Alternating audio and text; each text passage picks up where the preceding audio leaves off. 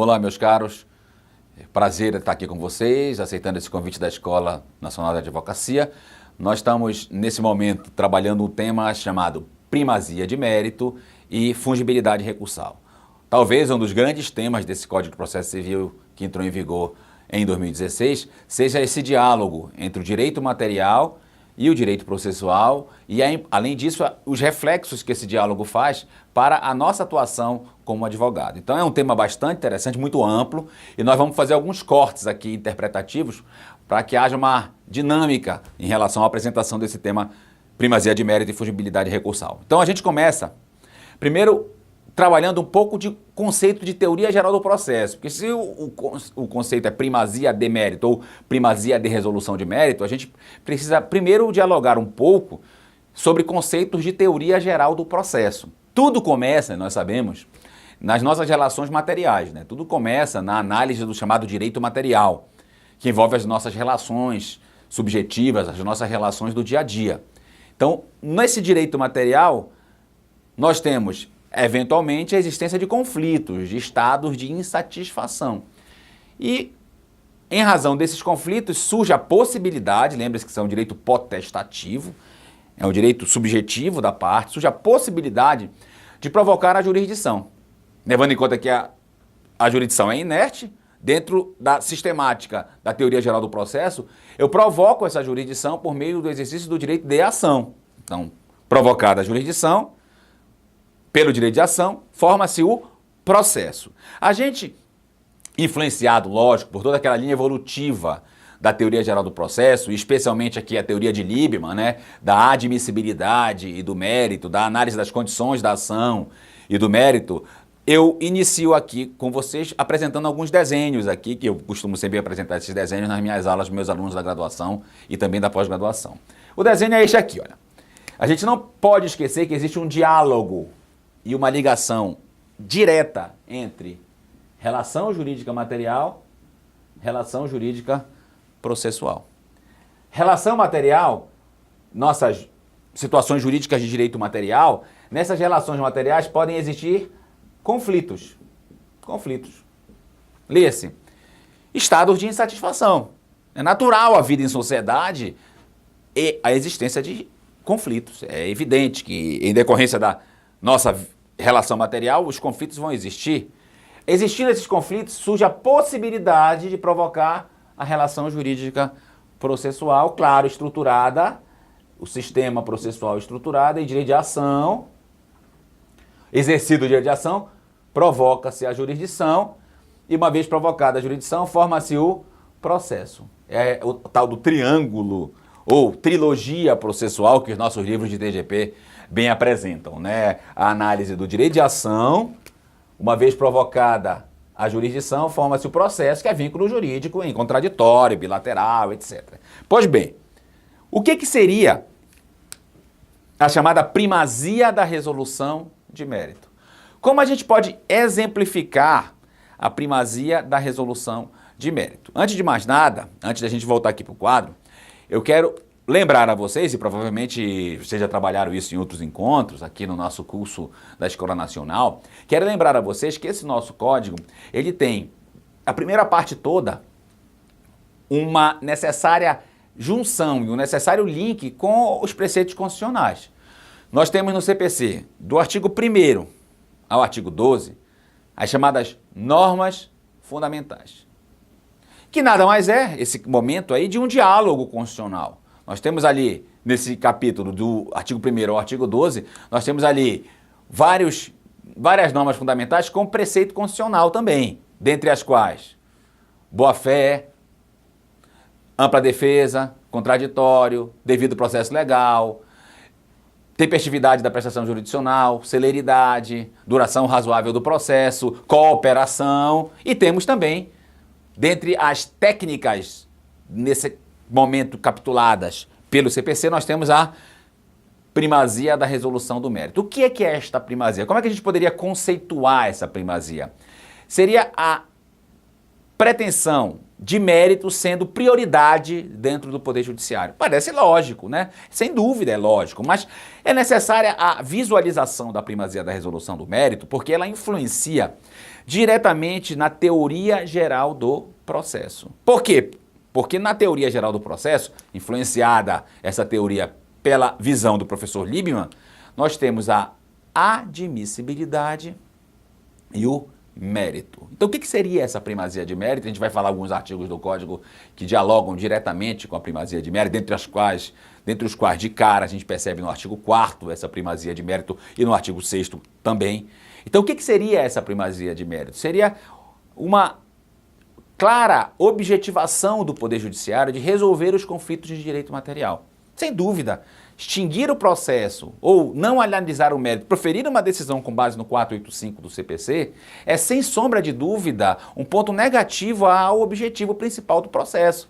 O objetivo principal do processo é resolver os conflitos de direito material, por isso é que se provoca a jurisdição.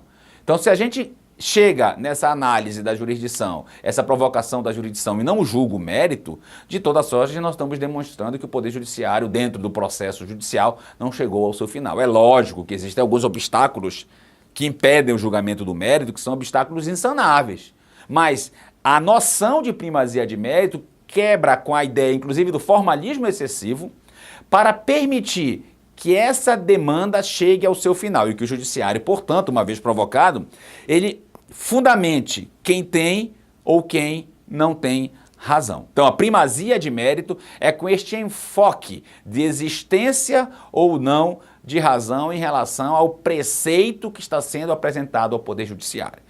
Necessariamente, isso vai ter influência em relação aos recursos, mas isso vai ser o segundo momento da nossa análise. Primeiro momento, nós vamos discutir do ponto de vista constitucional, o que seria a primazia da resolução de mérito, e no segundo momento nós vamos discutir isso do ponto de vista recursal e, nesse ponto de vista recursal, como é que o nosso judiciário, especialmente o STJ, está se posicionando nesses primeiros anos aí de vigência do CPC em relação à chamada primazia de resolução de mérito, inclusive primazia da resolução do mérito recursal. Então, o que eu coloquei aqui no quadro para a gente fechar esse primeiro desenho de teoria geral do processo? Uma vez provocada a relação jurídica processual, nós temos o exercício da jurisdição. Então, na demanda, ou seja, nessa provocação da tutela jurisdicional, nós temos necessariamente que ultrapassar os requisitos de admissibilidade para se julgar o mérito. Quer dizer, mérito no sentido direto, mérito direto é a lide. Mérito direto, claro, tem um aprofundamento em relação a esse conceito de mérito, mas para a gente, por enquanto, é um conceito suficiente. Julgar o mérito é proferir uma decisão com base no artigo 487, inciso 1. Julgar o mérito significa julgar procedente barra improcedente. Mas para eu julgar o mérito, claro que existe o mérito indireto aqui, lembrando inclusive da noção de mérito indireto, são circunstâncias impeditivas, modificativas ou extintivas que resolvem o mérito, como prescrição, como decadência, etc. Mas mérito, propriamente dito, é o inciso 1 do 487. Contudo, para se chegar ao mérito, lembrando a teoria do processo, nós temos requisitos de admissibilidade, dentre os quais pressupostos processuais e, entre aspas, condições da ação. Por que entre aspas? Porque o nosso legislador, o CPC de 2015, ele não usa mais a expressão condições da ação. Ele só usa a expressão legitimidade e interesse. Então, muitos autores nem mais utilizam a expressão condições da ação. Colocam interesse e legitimidade, ora como pressupostos processuais, ora como o próprio mérito da relação processual. Eu até, quando falo de condições da ação, também tenho bastante crítica à expressão condições da ação, levando em conta a teoria da asserção e muitas vezes a discussão de que legitimidade é análise de procedimento e não propriamente de condições da ação. De toda sorte, este é o desenho da teoria geral do processo. Ou seja, direito de ação todos têm, direito de ação todos possuem, mas nem todos terão o mérito julgado. Mérito, leia-se, procedência ou improcedência. Para que este mérito seja julgado, esse é o desenho de TGP. É necessária a superação dos chamados requisitos de admissibilidade. É necessária a superação de requisitos formais que impedem que o mérito seja julgado. E aí nós criamos, dentro de uma roupagem do CPC antigo, cada vez mais institutos preocupados com a admissibilidade, inclusive em sede de recurso. Cada vez mais nós criamos no sistema antigo situações jurídicas que impedem que o mérito seja julgado. Situações jurídicas formalistas excessivamente, que dizem, por exemplo, não conheço de um recurso por falta de documento, não conheço um recurso porque a violação é constitucional e o recurso é especial, não conheço de um recurso por isto, não conheço de um recurso por aquilo. Essa noção de formalismo excessivo, esta noção de óbice para o julgamento do mérito é que o Código tenta rever. Por que ele tenta rever? Porque julgar o mérito, seja da demanda, seja do recurso, é permitir positivamente que a jurisdição chegue ao seu final. É permitir claramente que o Poder Judiciário atenda ao seu objetivo maior, que é resolver o conflito de direito material. Então, primeira premissa, primazia de mérito está ligada à noção de quebra de formalismo. Segunda premissa, primazia de mérito tem por objetivo resolver a crise de direito material. Nós vamos refletir isso, inclusive nós advogados, nas nossas peças processuais.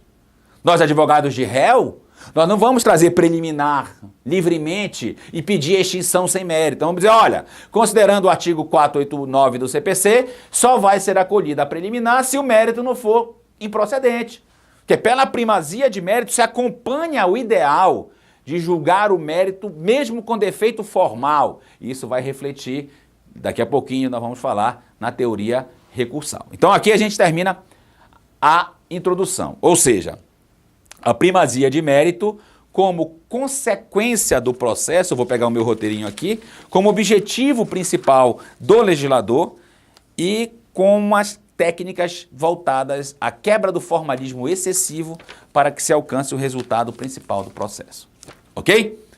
Primeiro momento, então, o papel do processo como efetivo instrumento de resolução de direito material. Nova análise dos requisitos de admissibilidade da demanda, ou seja, os requisitos não serão apreciados porque o mérito tem condições de ser julgado. Deixa eu apagar aqui o quadro, que nós vamos seguir numa segunda análise agora, com a segunda consequência dessa visualização do que é a primazia da resolução de mérito. Ou seja, quais são os reflexos que o nosso Código de Processo Civil, quais são os reflexos que ele identifica para tentar atender a essa noção de primazia da resolução de mérito. Vamos transitar um pouquinho no Código, pessoal.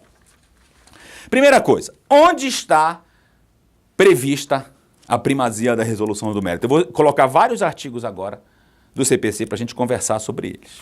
O artigo porta de entrada, digamos assim, da resolução de primazia de mérito, porta de entrada é o artigo 4º. Ou seja, as partes têm o direito de obter em prazo razoável a solução integral do mérito. O artigo 6º também. Então, o artigo 4º e o artigo 6º, que são artigos ligados às normas fundamentais, são os artigos porta de entrada, digamos assim, da primazia da resolução de mérito, normas fundamentais. Mas não são só esses artigos.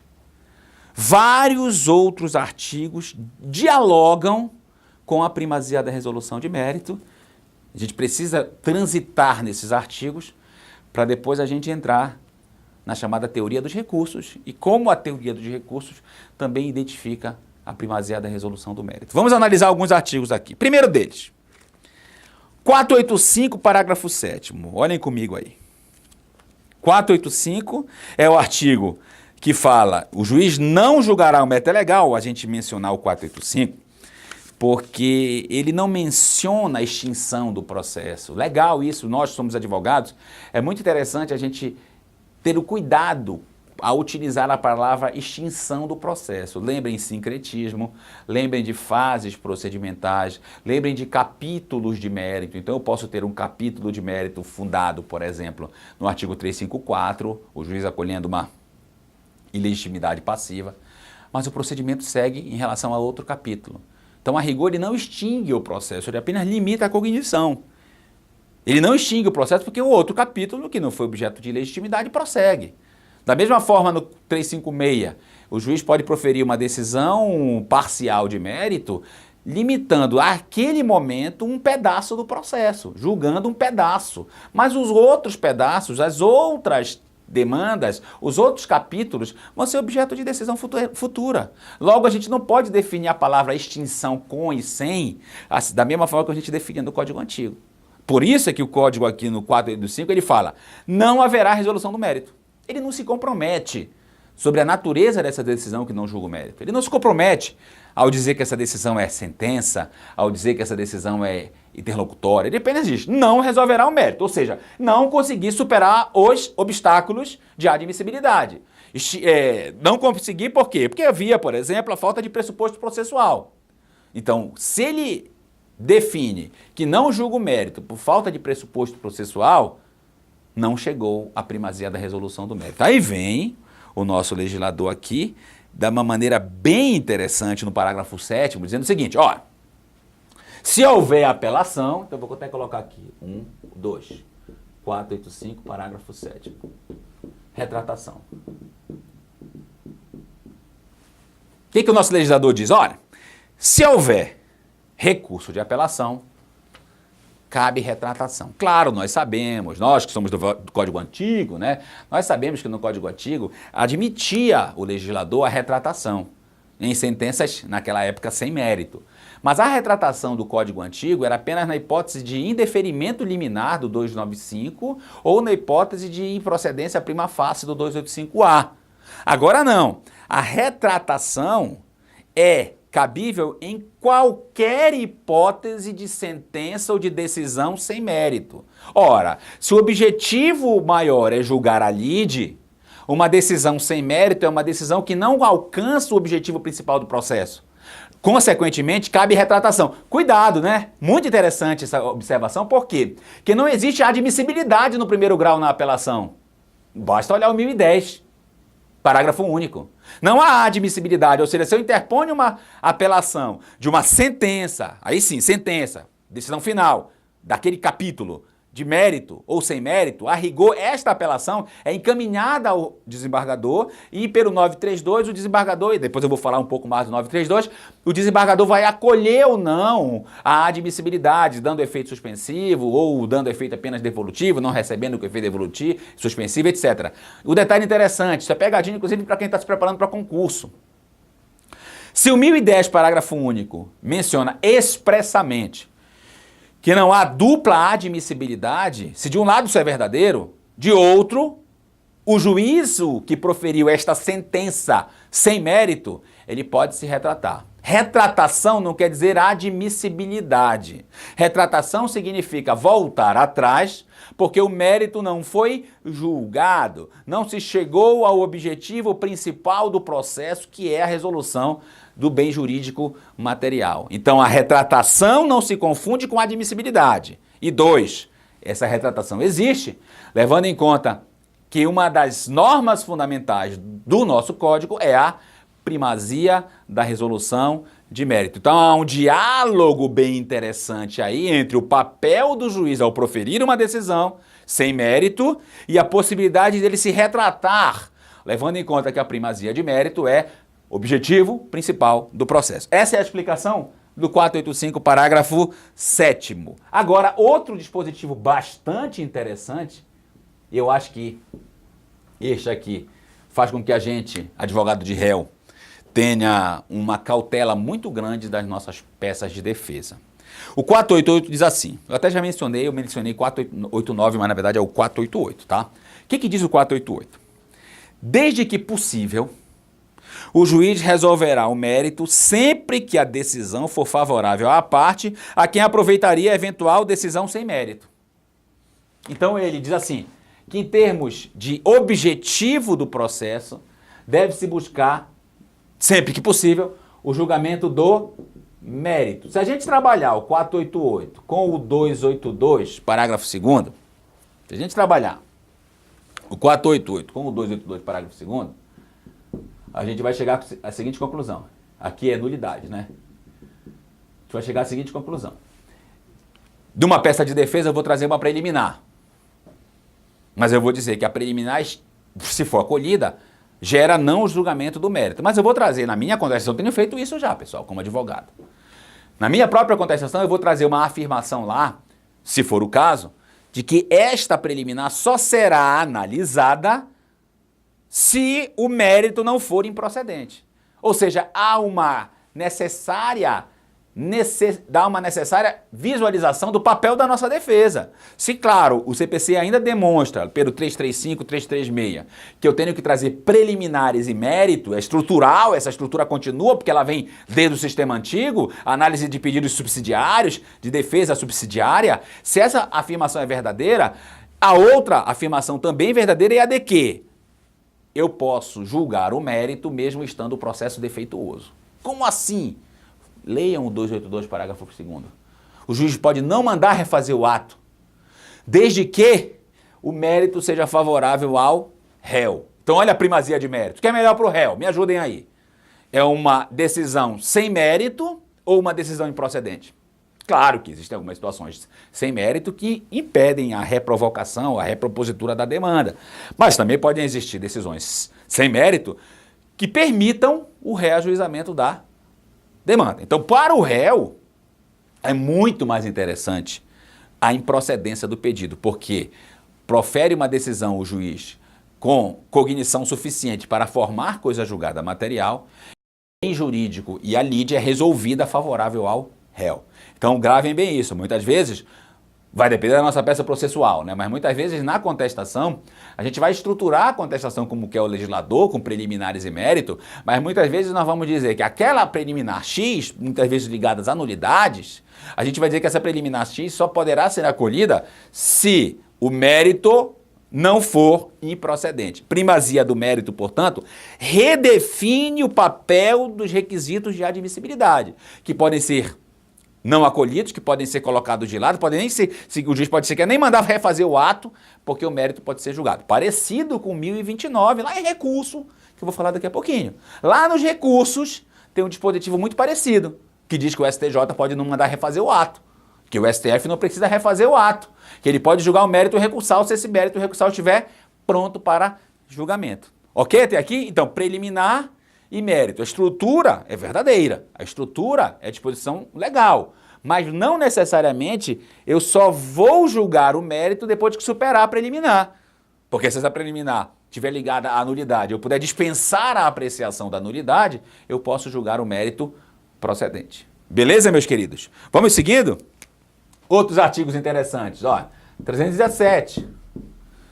O juiz extinguirá o processo sem mérito quando for medida excepcional. Outra hipótese, outro dispositivo legal, 321, que trata da emenda da inicial, né, para se julgar o mérito, e os recursos, e os artigos dos recursos, que eu vou chamar a atenção. Por exemplo, do papel do relator, do 932, parágrafo único, para julgar o mérito do recurso. Nós vamos falar depois do 1007, nós vamos falar parágrafo 4º, nós vamos falar 9, bem aqui, do 1013, parágrafo 1º, vamos falar do 1029, do 1031, 1032, melhor dizendo, e do 1033. 1033. Então, esses recursos, esses dispositivos dos recursos aqui, ó, esse aqui não é teoria geral, né? Isso aqui são normas gerais, né? Ordem dos processos nos tribunais, mas esses artigos aqui, a partir do número 8, são todos artigos ligados à esfera recursal. E todos têm influência direta no andamento do conceito de primazia de mérito e a sua localização na teoria recursal. Inclusive, alguns enunciados do FPPC, né? Fórum Permanente de Processualistas Civis, falam da primazia de mérito. Um parêntese apenas, né? Como esse código, ele é um código bastante dialogado, tudo bem, se você tem críticas em relação ao CPC, eu particularmente tenho várias críticas em relação a dispositivos do CPC, independente da nossa visão pessoal, o fato é que esse código foi um código bastante dialogado na época do projeto e hoje várias entidades, instituições, institutos dialogam entendimentos desse código e criam enunciados. Escola Nacional de Magistrados, ENFAM, Fórum Permanente de Processualistas, FPPC, recentemente Conselho da Justiça Federal, houve uma reunião no segundo semestre de 2017 no CJF em Brasília, onde vários enunciados interpretativos foram estabelecidos. Então, existem pensamentos interessantíssimos sobre a aplicabilidade do CPC. Vários desses pensamentos dizem respeito à primazia de mérito. Chama a atenção, por exemplo, neste momento, do FPPC, enunciado 372, que diz que esse artigo 4º aqui da primazia de mérito se aplica em todos os incidentes e fases do processo. Quer dizer, é uma preocupação geral do nosso legislador ao estabelecer as premissas de aplicabilidade da chamada primazia da resolução de mérito. Ok? Então, fechamos aqui a primeira parte, a noção do que é a primazia de mérito, a rediscussão do papel da admissibilidade e do mérito e a colocação do processo como um instrumento objetivo de solução de crises de direito material. Agora nós vamos para a segunda parte, que é a análise da primazia de mérito em sede recursal. Quer dizer, como é que essa primazia de mérito identifica a teoria dos recursos. E dentro desse momento, da segunda parte, nós vamos falar de vários instrumentos de aproveitamento recursal na esfera regional, leia-se recursos até os tribunais de justiça dos estados ou do Distrito Federal e Territórios, ou TRFs, né? E depois nós vamos dialogar um pouquinho, numa terceira parte, como é que se fala de primazia de mérito em sede de recursos excepcionais. Então, segunda parte, primazia de mérito nos recursos, e aí recursos no âmbito ordinário, né, recursos ordinários, e por último, recursos aos tribunais superiores. Ok? Deixa eu apagar aqui o quadro e vamos na sequência. Primazia de mérito na teoria recursal. Primazia de mérito na teoria recursal. Como é que os recursos, como é que a análise dos recursos legitima a interpretação da chamada primazia da resolução de mérito. Uma coisa a gente precisa destacar logo. A palavra mérito, ela tem vários significados, inclusive direito administrativo também, né? Nós sabemos que direito administrativo, mérito tem outro significado, né? E em processo, nós vamos falar de mérito como objeto. Objeto. Então, se eu olhar a palavra mérito no sentido de demanda, a conclusão vai ser que mérito da demanda significa procedência ou improcedência. Quando nós falamos de mérito em recursos, o significado da palavra mérito pode ser outro. Mérito de recurso tem a ver com pretensão recursal. Então, mérito em sentido recursal tem a ver com provimento ou improvimento. E quando há o provimento, duplo caminho, reformar ou anular. Inclusive se fala de efeito substitutivo aqui, e a gente vai perceber que essa visualização, mérito recursal, mérito da demanda, influenciou bastante o nosso legislador, porque primazia de mérito é o estímulo a julgamento de mérito no duplo sentido. É estímulo no julgamento do mérito, visualizando este mérito como objeto do processo, ou seja, mérito da demanda, mas também se fala em primazia de mérito quando se dialoga mérito com objeto litigioso, objeto recursal, melhor dizendo, quando se fala de provimento ou improvimento. Então, o nosso legislador se preocupou com a palavra mérito em todos os significados. Eu acho que o ponto de partida para essa preocupação do mérito é a análise do artigo 932, parágrafo único. Importantíssimo esse artigo 932, parágrafo único. Vocês perceberam que os nossos tribunais já estão aplicando esse 932, parágrafo único. Isso é muito importante, isso é muito interessante. Lembrem também que o STJ tem enunciados administrativos, especialmente o enunciado administrativo número 2, que afirma que o regime jurídico do recurso se dá na data da interposição. Então, se você que está me acompanhando aí tem um recurso de agravo de instrumento interposto no regime antigo, com falta de documento, para a interpretação jurisprudencial, para a interpretação que vem sendo aplicada pelos tribunais, se o seu recurso for interposto no regime antigo, vai se aplicar o 557, não o 932. Como assim? Não vai ser admitido o teu recurso por defeito de formação, em que pesa a minha posição pessoal crítica em relação a esse pensamento, mas o que tem entendido nossos tribunais é que o regime jurídico do novo CPC se aplica a recursos interpostos no novo CPC, incluindo aqui o aproveitamento recursal, incluindo aqui a fundibilidade recursal, incluindo aqui o julgamento do mérito recursal, incluindo aqui os honorários recursais também. Claro, se nós estamos falando de aproveitamento de recursos, vamos falar de honorários também. O artigo 85, lá no parágrafo 11, fala de honorários recursais. Então, esses honorários recursais seriam para os recursos interpostos no novo CPC. Perfeito, perfeito. E o que diz o 932? Ele é a porta de entrada da primazia de mérito recursal. Ele fala do poder do relator. O 932 há uma necessária análise com o 557. O 932 caminha e dialoga com o 557, sendo que o 557 é do velho código, né? Poder do relator lá do velho CPC, e o 932 é o poder do relator do novo CPC.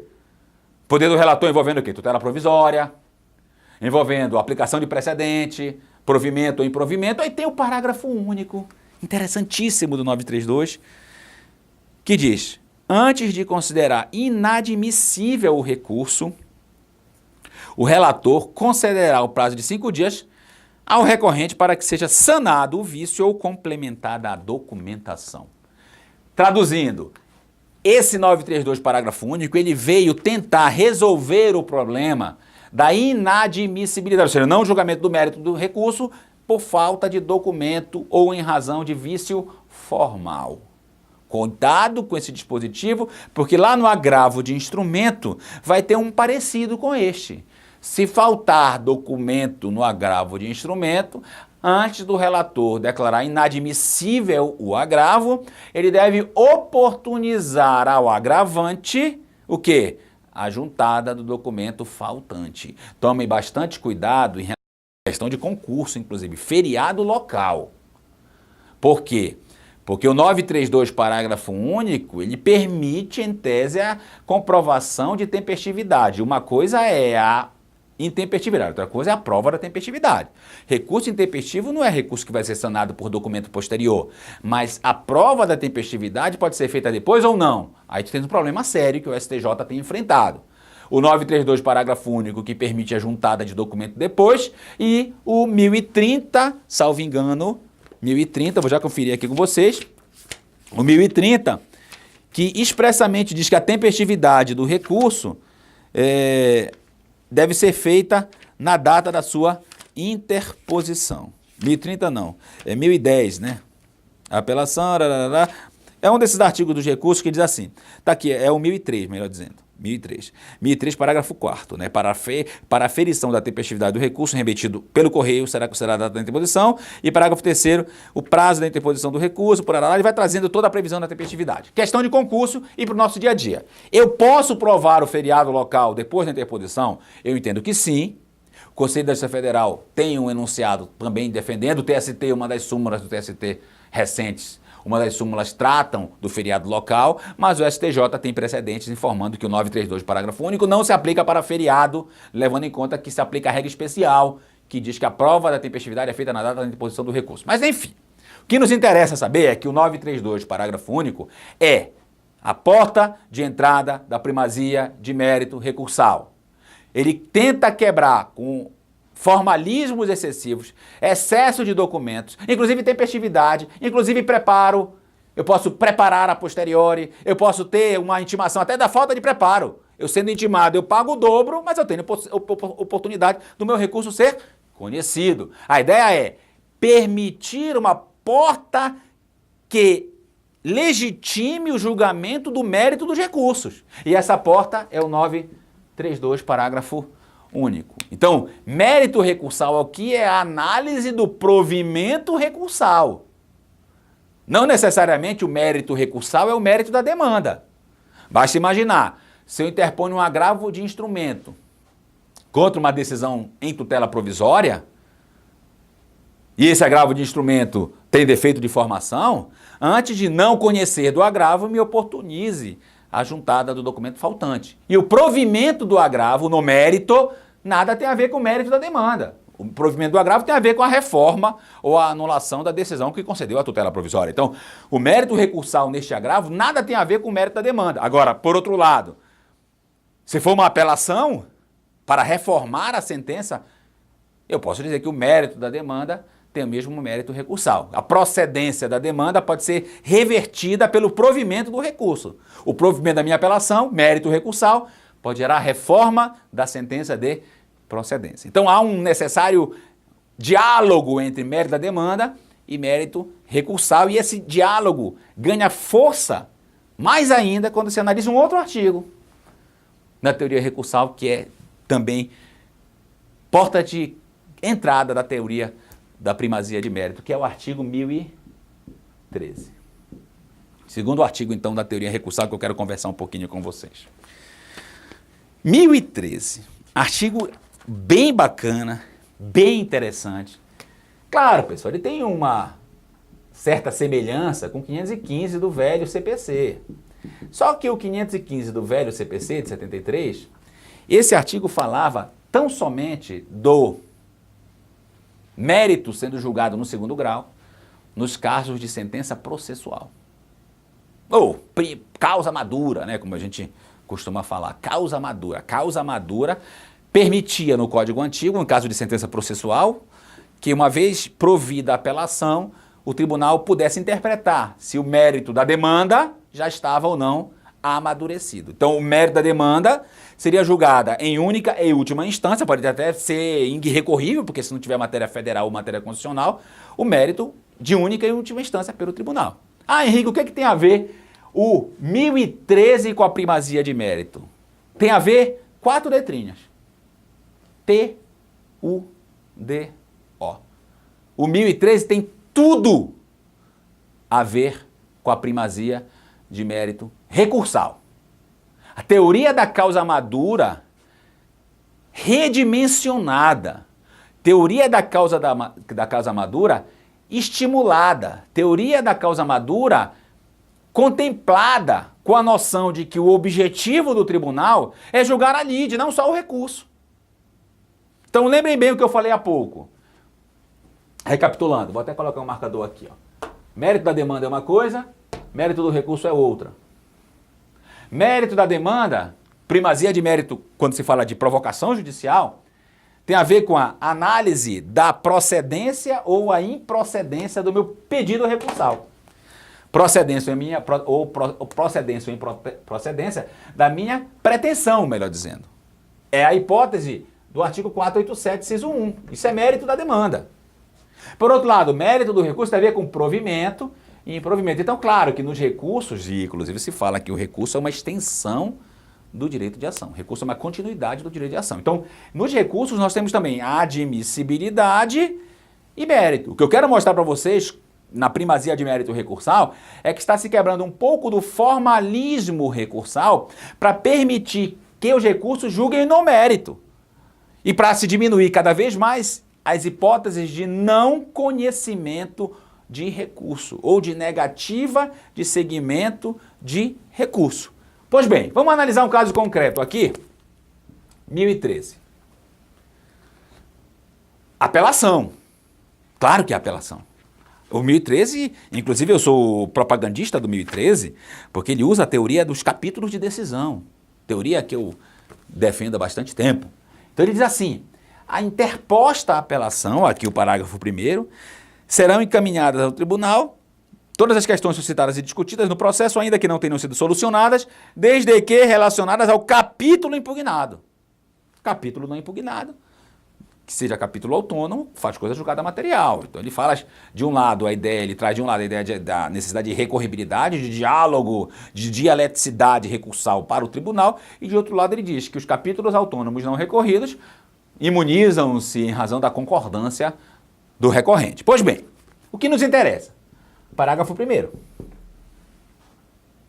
O que nos interessa é a análise. Parágrafo 1º não, parágrafo 3º. O que nos interessa é a análise das hipóteses em que o provimento do mérito recursal legitima o julgamento pelo tribunal do mérito da demanda.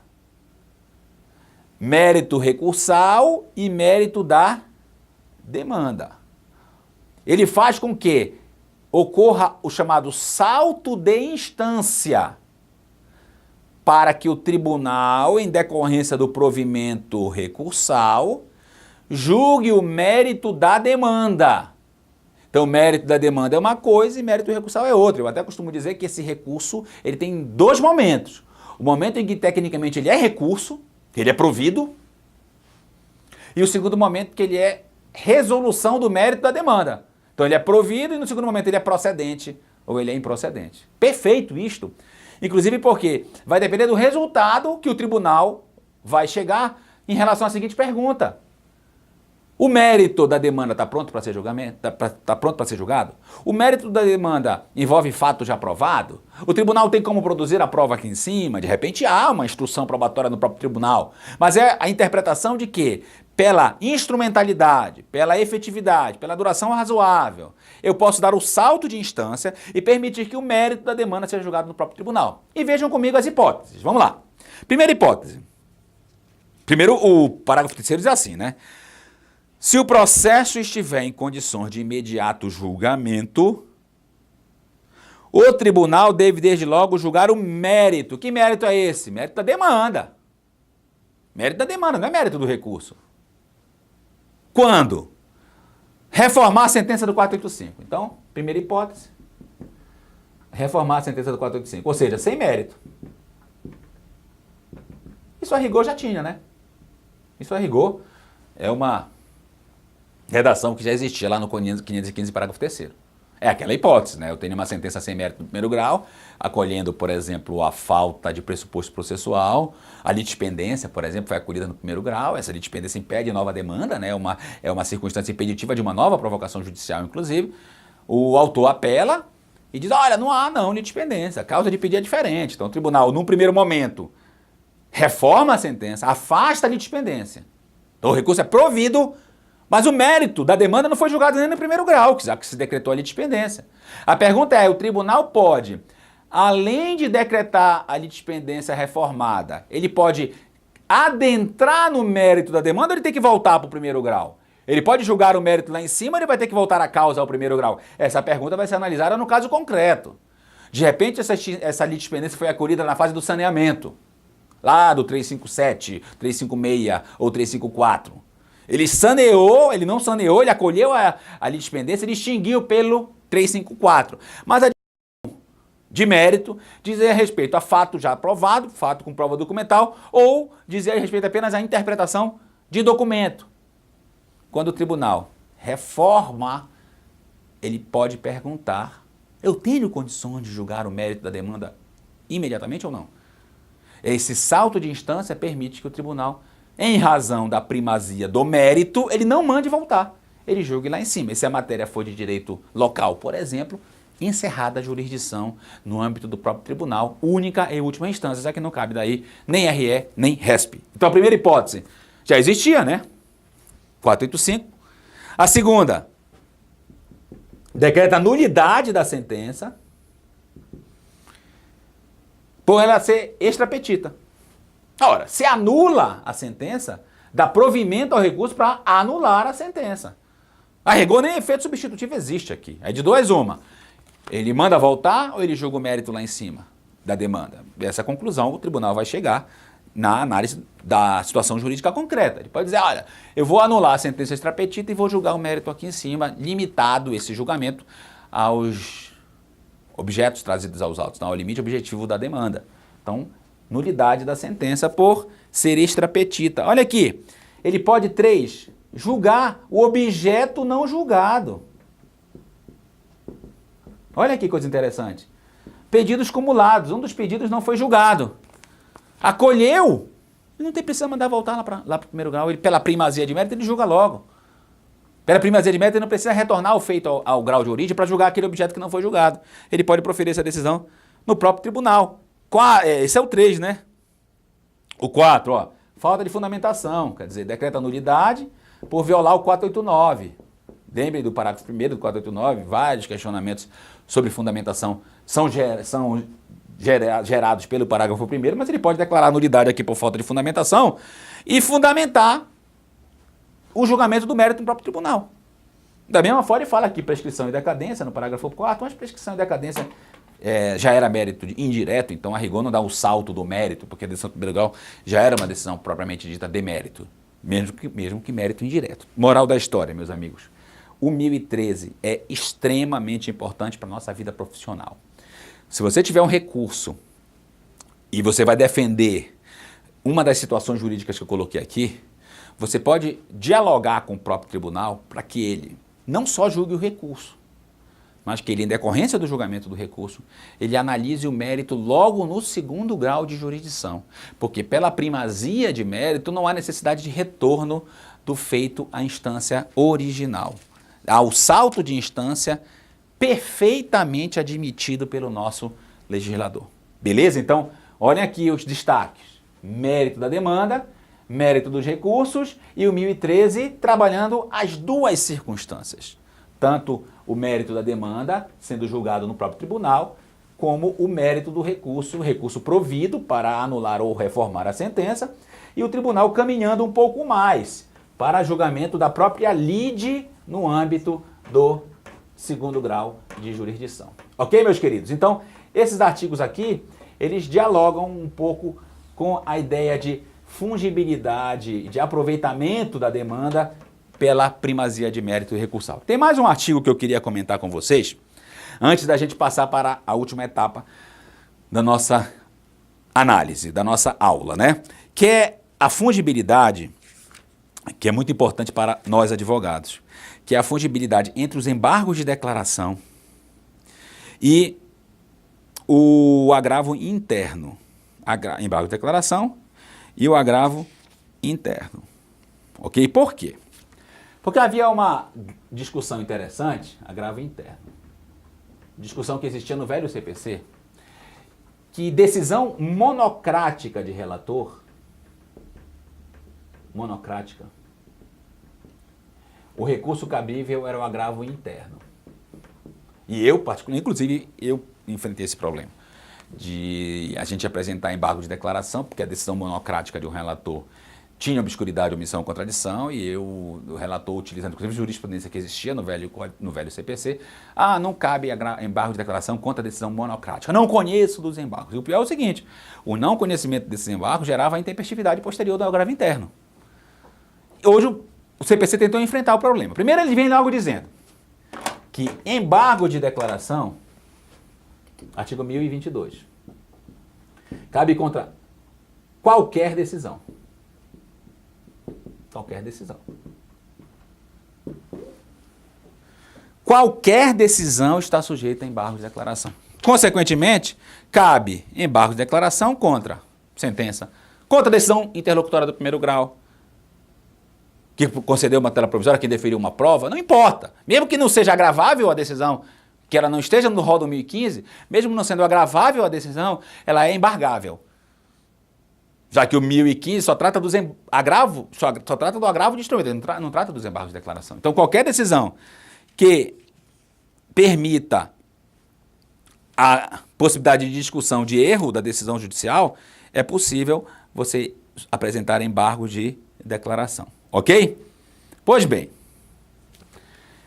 e se eu tenho uma decisão monocrática no tribunal? Vamos imaginar que eu tenha um mandado de segurança aqui, contra ato do governador do estado, competência originária, claro, ou do DF, né? Esse mandado de segurança é competência originária do TJ.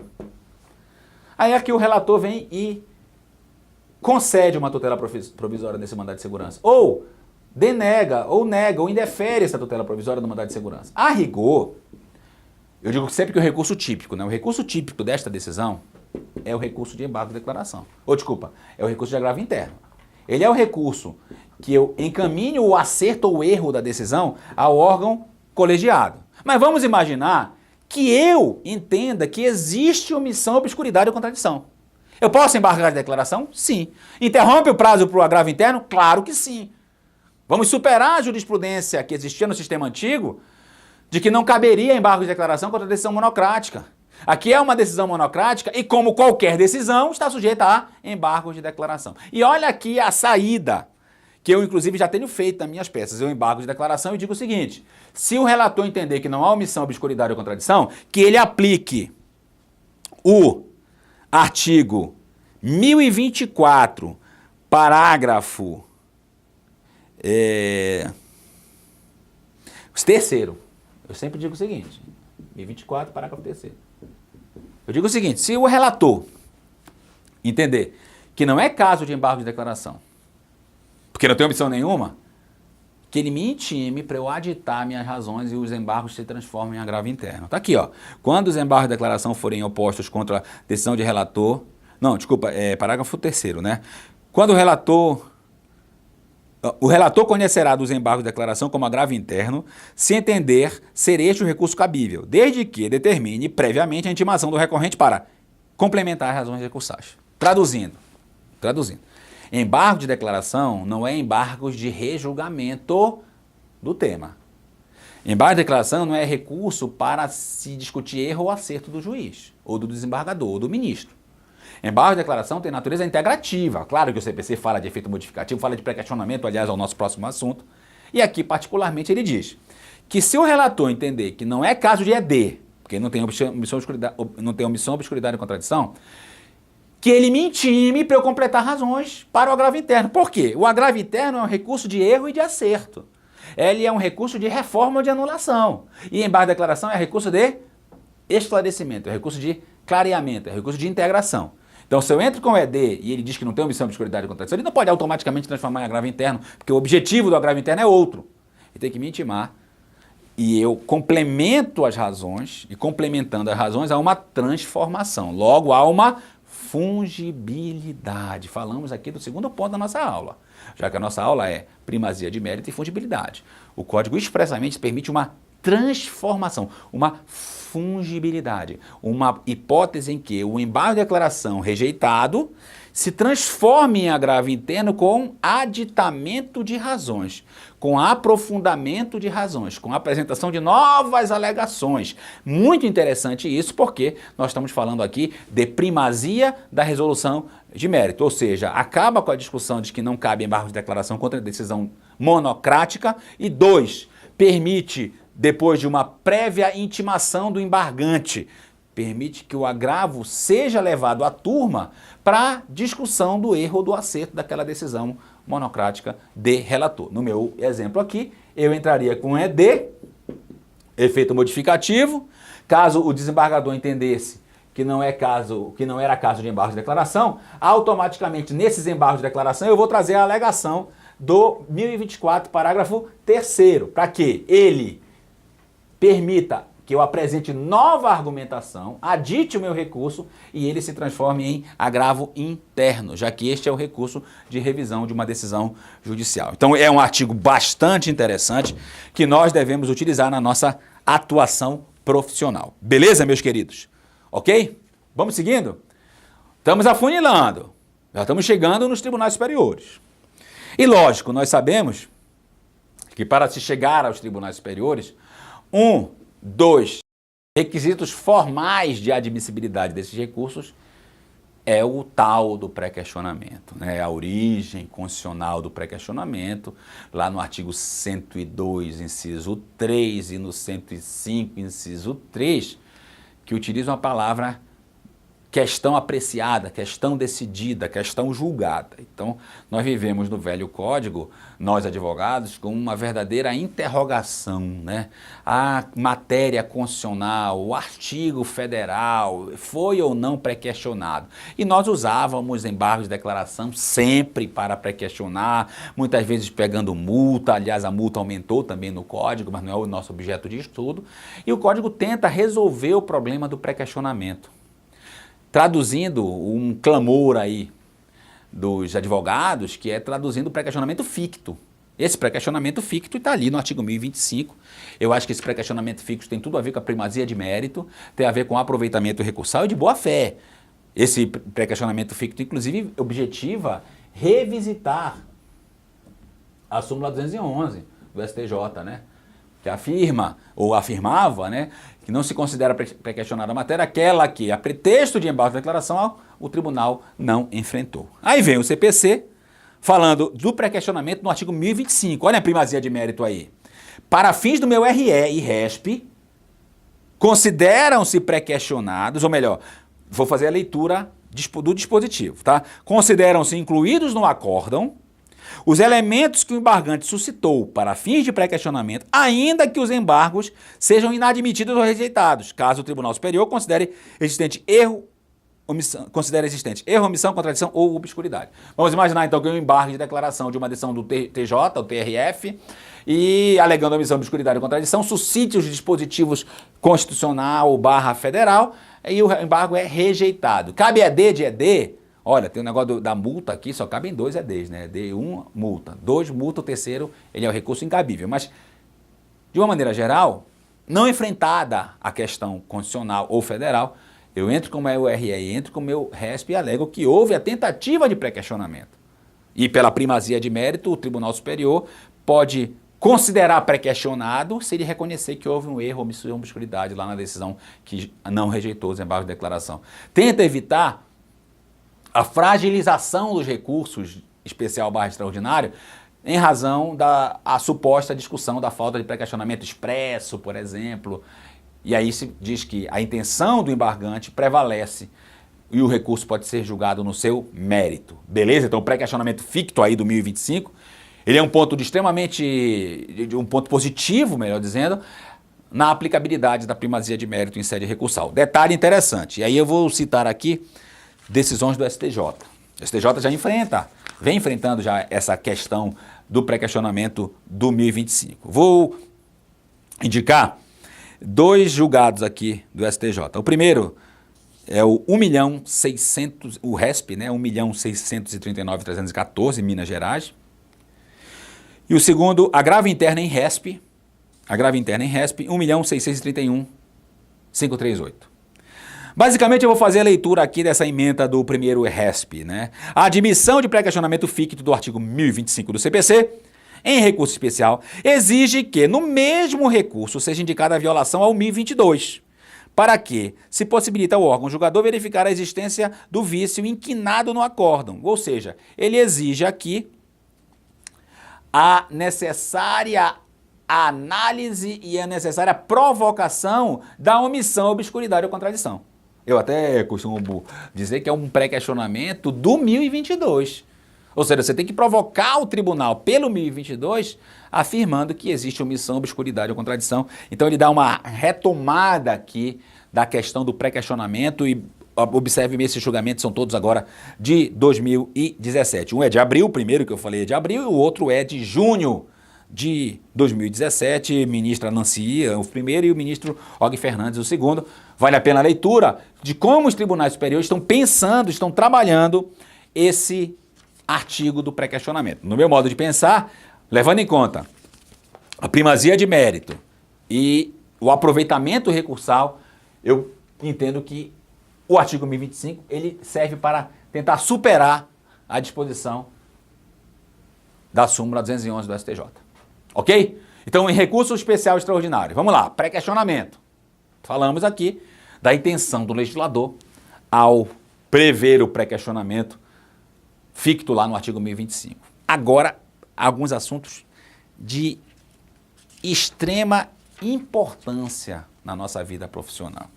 Vamos falar agora só de recursos aos tribunais superiores. Vamos falar especialmente aqui de RE e de RESP. Claro que o RO também trabalha recurso ao Tribunal Superior, mas a gente não está falando de RO neste momento. Primeira coisa, pré-questionamento. Como é que nós trabalhamos o pré-questionamento dentro da teoria da fungibilidade recursal e teoria da primazia da resolução do mérito, da norma fundamental da primazia da resolução do mérito. Outra coisa que eu queria conversar com vocês é em relação à primazia de mérito recursal em recursos aos tribunais superiores, é a análise do artigo 1029, parágrafo 5º, que eu já mencionei aqui para vocês. Julgamento do mérito recursal, mesmo havendo vício formal. Mesmo havendo vício formal. O que diz o parágrafo 5º? O STJ ou o STF poderá desconsiderar vício formal de recurso tempestivo ou determinar sua correção desde que não repute grave. Olha aqui a primazia de mérito, quer dizer, nós estamos retomando o papel do recurso especial e recurso extraordinário. Nós estamos retomando o objetivo desses dois recursos em relação ao julgamento do mérito da demanda. Consequentemente, esse parágrafo 5º, ele permite que o Tribunal Superior desconsidere um vício para julgar o mérito. Ele tem uma certa ligação aí com o parágrafo 2º do artigo 282. Ele legitima o papel dos recursos aos tribunais superiores, inclusive tentando suportar aí aquele freio da jurisprudência de criar uma formalidade excessiva para julgamento do mérito recursal.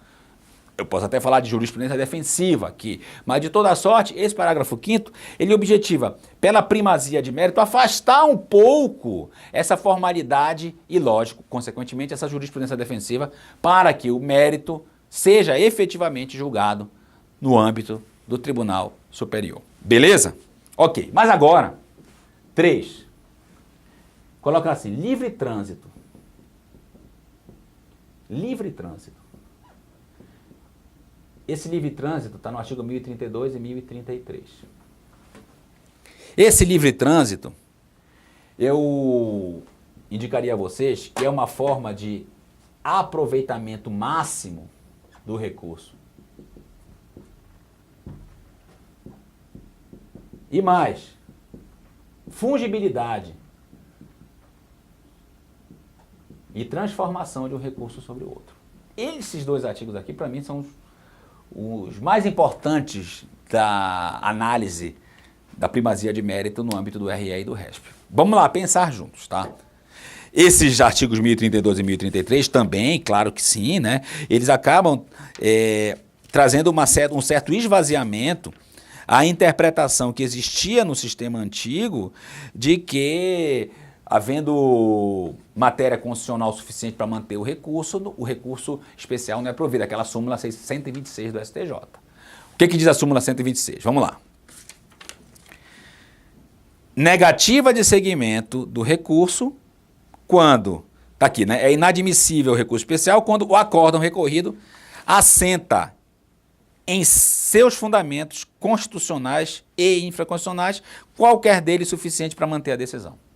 Então, essa súmula 126 aí, ela precisa ser retomada. Nós temos um papel muito importante nessa leitura, essa releitura da súmula 126, porque nós temos, apesar da súmula 26 ainda com essa redação, nós temos esse livre trânsito no 1032 e no 1033. Então, até que ponto esse livre trânsito do 1032 e 1033 esvazia a súmula 126 do STJ. Vamos lá. O que dizem esses artigos? Simples, pessoal. Tenho uma decisão local. TRF, TJE, TJDFE, DFT. Dessa decisão, vamos imaginar que eu interponha somente RESP, só RESP. Então eu interponho o RESP alegando que a violação é de lei federal ou há dissenso jurisprudencial. Se o STJ interpretar que a discussão nesse meu recurso tem assento constitucional, ele poderia negar seguimento porque a matéria é constitucional. A rigor, pela leitura do código, ele deve aproveitar ao máximo. Como assim? Ele deve permitir que eu, recorrente, em razão da interpretação que ele deu, eu não tinha essa interpretação, tanto que eu não entrei com RE. Mas a partir do momento que o STJ interpretou que a matéria é de cunho constitucional, ele tem que me intimar para eu aduzir matéria constitucional. Daqui a pouco eu vou indicar uma decisão do STJ já indicando, afirmando isso que eu estou falando a vocês. Ele tem que me intimar para eu aduzir matéria constitucional, aditar o meu RESP, inclusive arguir a repercussão geral. Depois ele intima o recorrido para contrarrazoar esse RE transformado, inclusive alegando que não há repercussão geral. E depois encaminha para o STF. Quer dizer, ele transforma. Olha a fungibilidade aí. Olhem o aproveitamento. Olhem a primazia de mérito. Quer dizer, aproveita-se um recurso que para o STJ não é de matéria infraconstitucional e sim de matéria constitucional, mas aproveita esse recurso que foi interposto e a parte que interpôs achou que não tinha matéria constitucional e transforma a tramitação recursal que iniciou no STJ para uma tramitação recursal para o Supremo. O 1032 é o artigo do STJ e o 1033 é o artigo do Supremo, ok? Vou ler apenas o 1032, né? O 1033 é a recíproca, né? Se o relator no STJ entender que o recurso especial versa sobre questão constitucional, deverá conceder o prazo de 15 dias para o recorrente demonstre a licença de repercussão geral e manifeste sobre a questão constitucional. Cumprida a diligência, o STJ encaminha para o STF para exercer, né, o juízo de admissibilidade e o processamento recursal. Olhem aí, transformação, livre trânsito, fungibilidade, aproveitamento, esvaziamento da súmula 126, no meu modo de pensar, levando em conta que não há como se manter a integralidade, pelo menos em alguns casos dessa súmula, já que se pode transformar um RE em RESP 133, 1033, ou um RESP em RE, sempre trabalhando a ideia de primazia de mérito, julgamento do mérito, objetivo principal deste procedimento. Um detalhe interessante, esse aproveitamento recursal também serve para a gente criticar o retorno da dupla admissibilidade no RE e no RESP, que surgiu, claro, com a 12356 no período da vacatio legis do CPC. Ora, se existe a possibilidade do STJ mandar para o Supremo, eu, Tribunal Local, eu, TRJ, eu, TRF, posso negar seguimento sob a alegação de que a matéria é constitucional e negar seguimento ao RESP, ou a alegação de que a matéria é federal, negar seguimento ao RE, ou dizer que a violação é reflexa, se entre os tribunais pode haver a livre comunicação, é uma pergunta que a gente tem que enfrentar. É uma briga, é uma batalha, é uma luta de argumentativa que vale a pena ser travada. Faltou aí um diálogo maior com esse retorno da dupla admissibilidade, levando em conta que há um aproveitamento, pelo menos em matéria recursal, pelo 1032 e pelo 1033, um aproveitamento de um recurso pelo outro e a transformação. Ok? Beleza, vamos lá.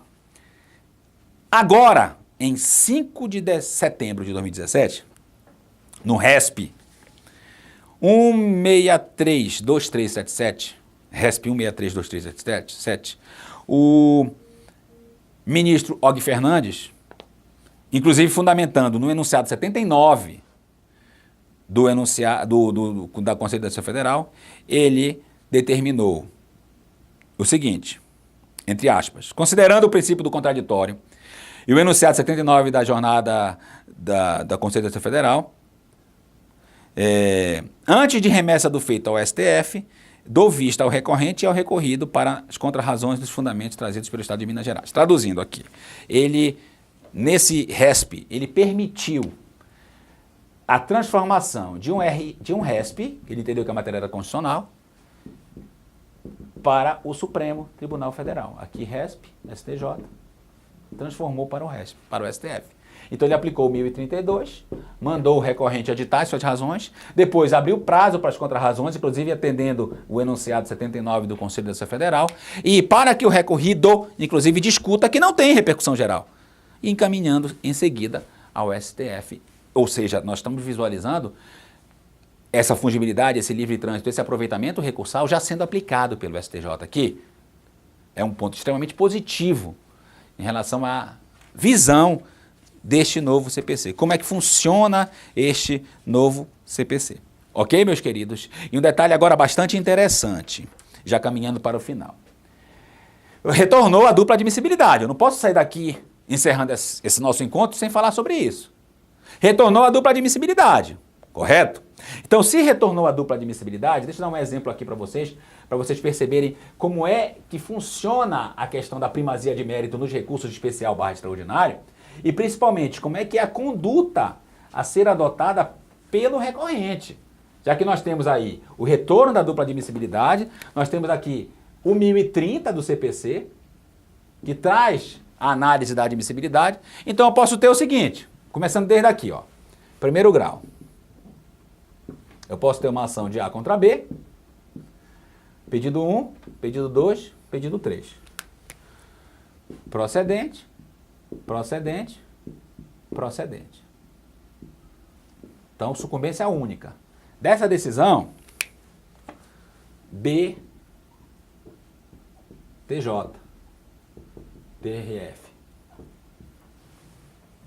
provoca 1, 2 e 3. Todos eles, todos os capítulos improvidos. Recurso improvido. Dessa decisão, vamos imaginar, B interpõe RESP. Dupla admissibilidade, tá? Então, esse RESP vai passar primeiro pelo crivo do próprio Tribunal de Justiça. Então, o que entendeu o Tribunal de Justiça ou o TRF? Em relação ao pedido 1 e ao pedido 2, aplica-se o tema X fixado no RESP repetitivo já julgado pelo STJ. Então, ele tranca o recurso com base na aplicação de precedente. Lembra a teoria do precedente?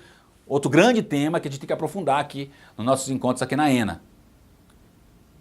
Nega segmento, no meu modo de pensar, tranca o recurso em relação a esses dois capítulos recorridos, sob o argumento de que o tema é igual ao tema do recurso X, do tema X fixado pelo STJ, e, consequentemente, aplica o 1030, inciso 1.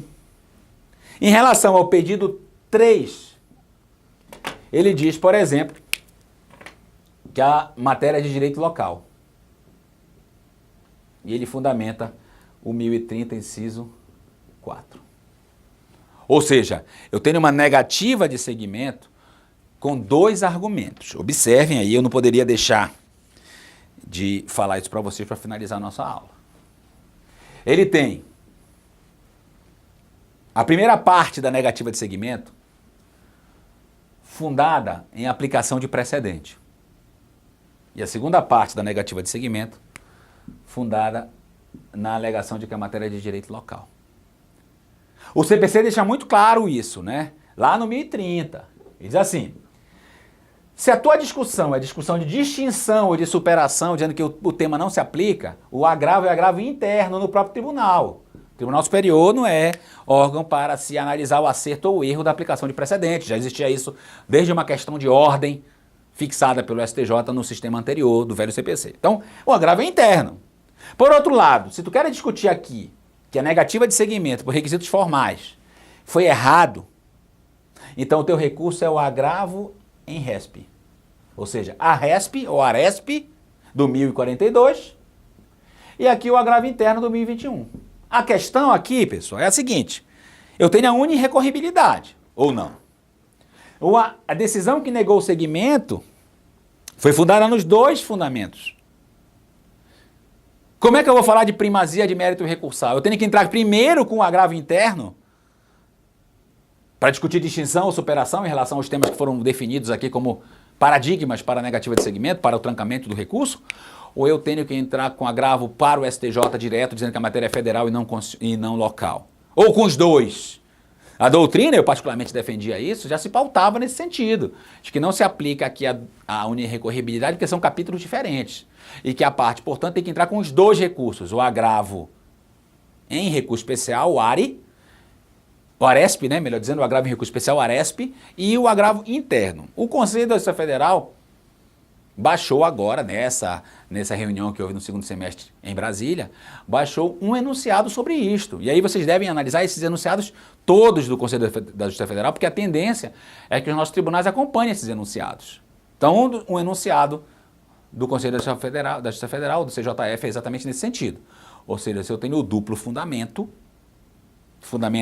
em precedente, em falta de repercussão geral, por exemplo, outro fundamento ligado a requisito formal, eu tenho que entrar com os dois recursos, os dois agravos, simultaneamente. Se eu interpuser só um, preclui o outro. Se eu interpuser só o outro, preclui o primeiro. Então, eu tenho que ser os dois agravos. O agravo interno do 1021 para discutir distinção ou superação desse capítulo que aplicou o precedente, e o agravo em RESP para discutir que a matéria é federal, seguindo esse meu exemplo aqui. Ou seja, os dois recursos ao mesmo tempo, a ideia de que eu tenho que falar em aplicação de primazia de mérito recursal. Mérito no que respeita à aplicação do precedente é analisado no próprio tribunal pelo agravo interno. E o mérito no que respeita à afirmação de que houve direito local como fundamento é a análise de mérito feita no agravo em RESP, no ARESP, a ser apresentado pelo 1042. Ok, meus queridos? Muita informação.